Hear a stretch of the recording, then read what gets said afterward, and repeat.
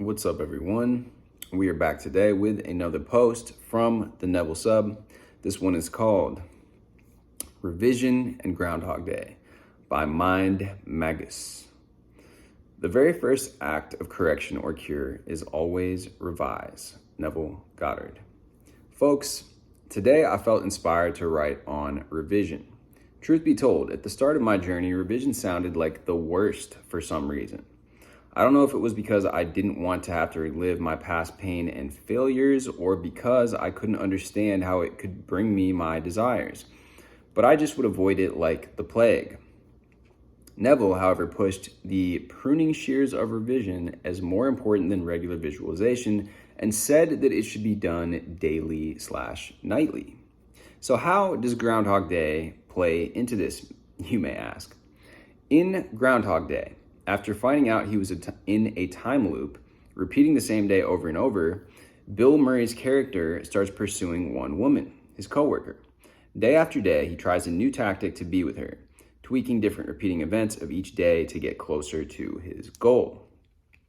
Example 1, manifesting an SP. Every night you have the opportunity to replay your day your way with that SP by your side.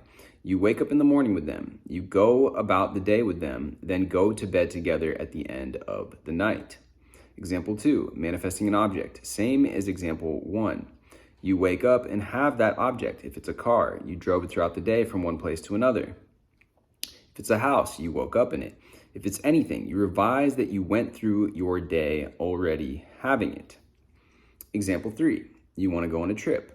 Whether it's sipping a cappuccino in Italy or sitting by the beach in Costa Rica, you put yourself there in imagination and imagine the most lovely day. To sin, as defined by Neville, is to miss the mark. We miss the mark whenever something happens and we react in a way that we didn't want to. However, we can forgive ourselves of our sins, missteps through revision. My main point here is don't shirk the important stuff like I did. Don't sleep on revision. It's one of the most important, if not the most important piece. It is to the pruning shears of revision that we owe our prime fruit. That is a quote from Neville. Cheers. So, the Ultimate Zero writes, I've also struggled with the concept of revision, and this makes so much more sense to me. It's often suggested to revise the day, as in changing things that happened that day to the way you wanted the day to go, or revising really old things, such as perhaps not growing up with money and revising it to we always had lots of money or something. The latter I found even harder because despite lots of healing on old wounds, I've always kind of found it difficult to wrap my brain around the idea around rewriting the past in my brain.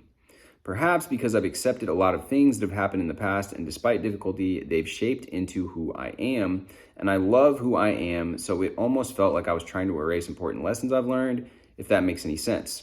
But the idea of revising the day with everything basically having the same way, but instead of my current apartment, it occurred in a new house, or revising the day where everything was still pretty much the same, but flavored with a relationship or SP, that I can wrap my brain around. So Husky127 said, perfectly said. I feel the exact same way, and it's reassuring to read that I'm not alone. Thank you. Manifesting My Dreams writes, on a more spiritual note, in the Coins of Heaven, he says that this life is the same as the next one because of the curvature of time. If we revise our day, it changes the tracks of time that were laid down because you override what you experienced and create something new that wasn't there. This is different than regular visualization because you are changing something that once existed, which causes you to leave the wheel of recurrence. Unlike regular visualization, where you're simply choosing what you experience without changing anything. Interesting to think about. Revision never interested me, but I think I need to start. Yeah, that is interesting. I mean, this reminds me of Frederick Dodson's The Parallel Universes of Self and Vadim Zeland's Transurfing through different timelines, the space of variations, different versions, parallel realities, however you want to think about it. I mean, The tracks of time that were laid down because you override what you experienced to create something new that wasn't there. I don't know. I'm not sure if I understand that. If you guys know what they're talking about or referring to in the coins of heaven and this thing about the curvature of time, let me know down in the comments. I'd be curious as to more elaboration on that. I'm not sure if I'm quite grasping what is being said here. So Mind Magus says, great addition. I just reread The Coin of Heaven the other day. You're absolutely right. Revision is one of those hidden in plain sight things.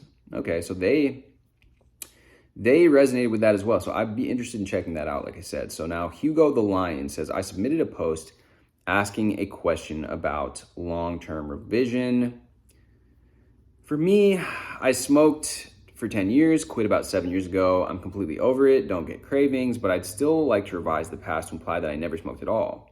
I think I have subconscious beliefs about it might affect my future circumstances, such as long-term effects from smoking. This also got me wondering how one could change other past behaviors / circumstances, such as revising to imply you always watch your diet, you were always in good shape, always had perfect health, or maybe something finance related, such as I grew up very rich or something of that nature. Where do you even begin to snub out the undesired parts of the past when there's so many separate memories attached to it? It's interesting. Feisty Froyo. I love Froyo, so that's a good name right there. Okay.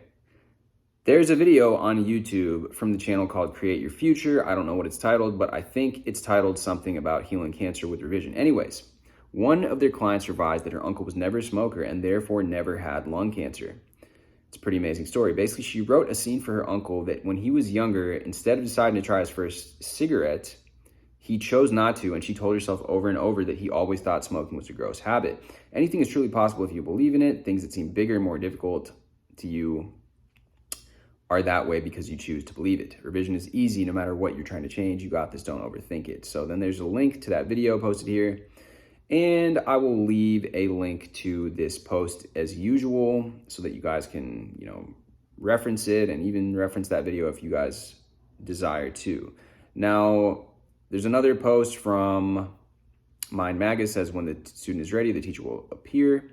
I don't consider myself a teacher in any regard, but when I get clarity on a subject, I like to share it. It's crazy how simple this all is once we just work very hard to make it confusing.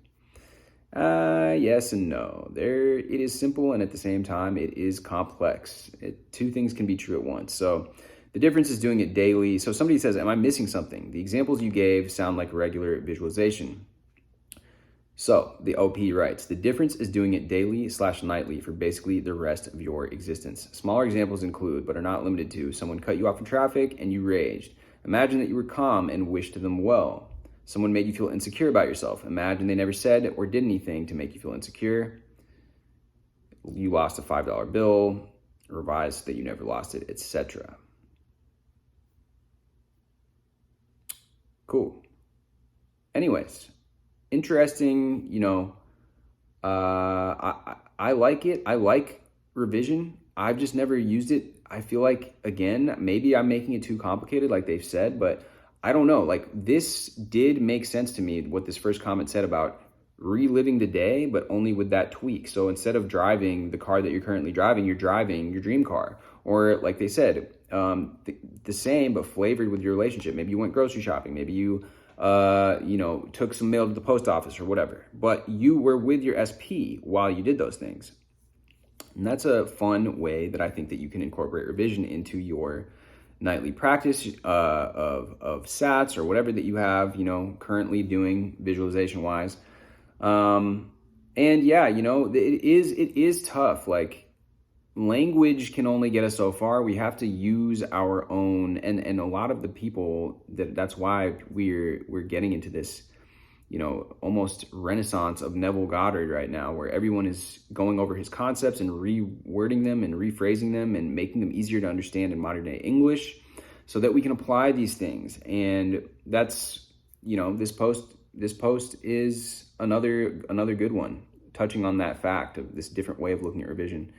So one thing that I'll leave this off with is I did try revision, or I did revision before I knew about Neville Goddard though. Like, I imagined, now this is getting really personal, but I had imagined just like a alternate timeline where this girl that I had this massive crush on in like middle school, that we had grew up together and were childhood friends, and that we were, that I ended up having a relationship with her, that I dated her in middle school. And I thought, that was very powerful at the time, because there were some, I think, limiting beliefs that doing that exercise and really imagining that that was real and that actually happened kind of just alleviated some strange limiting blocking beliefs for me at the time. And it was interesting. And the reason I bring it up is because that was revision, but it was that more long-term revision that they're talking about. And I did do it because I did have the sensation that I felt it real, that really did happen. So, there can be like maybe some therapeutic benefits to doing this type of, that type of long-term revision. And I wouldn't get so caught up with, oh, well, it's affecting other things. Imagine if you were rich, if you grew up in a rich family, that you guys took vacations. Imagine that you went to wherever it is that you would have liked to have gone to, that you went to Greece, you went to Italy, maybe you went to see the pyramids when you were younger or something like that. And that you brought that back, you brought all the photos back into your classroom in middle school or elementary school, whenever it was. And instead of being one of the kids who just, sat there and watched everybody else after spring break or whatever it was, summer vacation, come back and share the stories of their trips, you actually had photos. You actually brought those into class and shared those. And imagine that, really feel like that was true for you. And you might get something out of that. It's worthwhile to give it a shot if you have a lot of limited beliefs around, well, I grew up poor and I don't have these, I didn't get the chance that everybody else got, and all these types of things. They can kind of be little blocks that hinder you and your self-concept and all that. So, it's interesting to experiment with, guys. So give it a shot. Let me know how it goes. Give me a comment. Drop me a comment down below. Let me know what you thought about this take on revision specifically. And with that being said, guys, much love. Hit me with a like as usual and a subscribe if you have not done so already. And I will see you guys next time.